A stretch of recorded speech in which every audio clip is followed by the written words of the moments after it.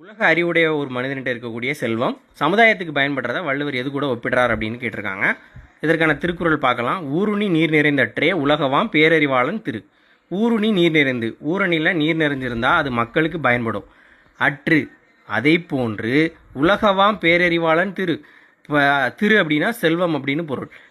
உலகத்தின் அறிவையுடைய ஒரு சிறந்த அறிவாளன்ட்டு இருக்கக்கூடிய செல்வம் ஊரணியில் எப்படி தண்ணி இருக்கோ அது மக்களுக்கு பயன்படுமோ அதே மாதிரி இவனுடைய செல்வம் பயன்படும். அப்போ ஊருணிங்கிறதான் சரியான விடை. கம்பைன் டெக்னிக்கல் சர்வீஸ் எக்ஸாம் 2024 கேட்கப்பட்டது. இது புக்கில் எங்கே இருக்குதுன்னு பார்த்தோம்னா 29வது பக்கம் ஒப்புரவு நெறி அப்படின்னு ஒரு பாடம் இருக்குது. 2வது பாடமாக இருக்குது. 7ஆம் வகுப்பு 3ஆம் பருவத்தில் இருக்குது இந்த பாடம். இதே மாதிரி இந்த அதிகாரத்தில் இன்னும் 2 எடுத்துக்காட்டை வள்ளுவர் சொல்கிறார். முதல்ல என்ன அப்படின்னா, பயன்மரம் உள்ளூர் பழுத்தற்றால் செல்வம் நயனுடையான் கண் படி. பயன் தரக்கூடிய மரம் உள்ளூர் ஊரின் நடுவிலே பழுத்திருந்தால் எப்படி மக்களுக்கு பயன்படுமோ அற்றால் அதே போன்று செல்வம் நயனுடையான் கண் படி.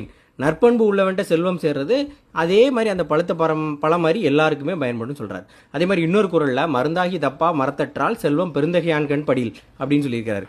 மருந்தாகி தப்பா மரத்தற்றால் ஒரு மருந்து மரம் மக்களுக்கு எப்படி பயன்படுமோ அதே மாதிரி பெருந்தகையான்ட்ட இருக்கக்கூடிய செல்வமும் மக்களுக்கு பயன்படும் அப்படின்னு சொல்கிறார். இந்த 3 ஒரே மாதிரி வரும்.